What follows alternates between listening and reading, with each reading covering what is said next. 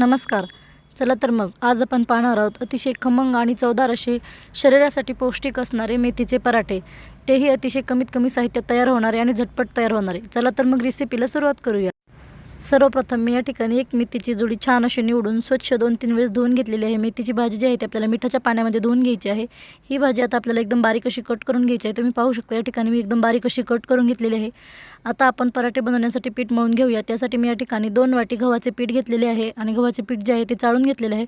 आता आपण त्यामध्ये अर्धी वाटी बेसन पीठ टाकून घेऊया. बेसन पीठ टाकल्यामुळे पराठे खरपूस असे तयार होतात.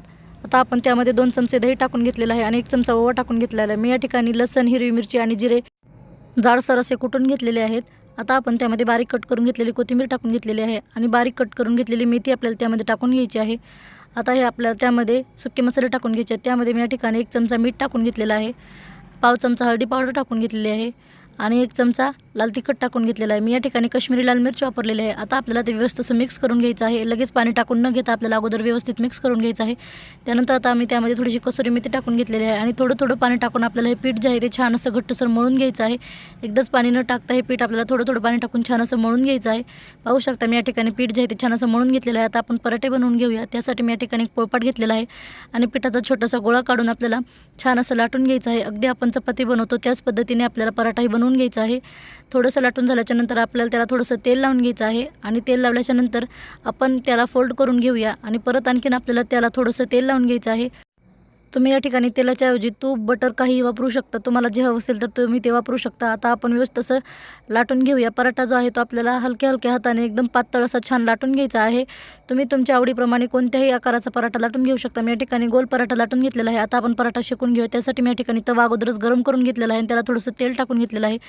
आता आपण त्यावरती पराठा टाकून घेतलेला आहे. आता आपल्याला हा पराठा जो आहे तो थोडा वेळ एका बाजूने शेकल्याच्या नंतर परत आणखीन आपल्याला दुसऱ्या बाजूने पलटून छान असा दोन्ही साईडने खरपूस रंग येईपर्यंत त्याला व्यवस्थित असं शेकून घ्यायचं आहे. पराठा थोडासा भाजल्याच्या नंतरच आपल्याला त्याला थोडंसं तेल लावून घ्यायचं आहे. तुम्ही या ठिकाणी तूपही वापरू शकता. मी थोडंसं तेल लावून घेतलेलं आहे. आता आपण परत आणखीन एक वेळेस पराठा छान असा पलटून घेतलेला आहे. आता आपल्याला हा पराठा दोन्ही साईडने छान असा आलटून पलटून खरपूस होईपर्यंत छान असं शेकून घेऊया. म्हणजे पराठा जो आहे तो छान असा चवीला लागतो. त्यामुळे पराठा व्यवस्थित असा शेकून घ्यायचा आहे. तुम्ही पाहू शकता या ठिकाणी पराठाला छान असा रंग आलेला आहे. मी अशाच पद्धतीने सर्व पराठे या ठिकाणी तयार करून घेतलेले आहेत. अतिशय झटपट, खमंग आणि चवदार असे आपले या ठिकाणी पराठे तयार झालेले आहेत आणि मऊ लुसलुशीत तुम्ही पाहू शकता. बरेचसे लहान मुलं मेथीची भाजी खात नाहीत. जर अशा पद्धतीने मेथीचा पराठा बनवून दिलात तर तेही खूप आवडीने खातील. त्यामुळे तुम्ही अशा पद्धतीने रेसिपी एक वेळेस नक्की ट्राय करून पहा. तुम्हालाही खूप आवडेल. ही रेसिपी तुम्हाला कशी वाटली कमेंटमध्ये नक्की सांगा. व्हिडिओ आवडल्यास लाईक करा, शेअर करा, सबस्क्राईब करा. पूर्ण व्हिडिओ पाहिल्याबद्दल धन्यवाद. चला तर मग पुन्हा भेटूया.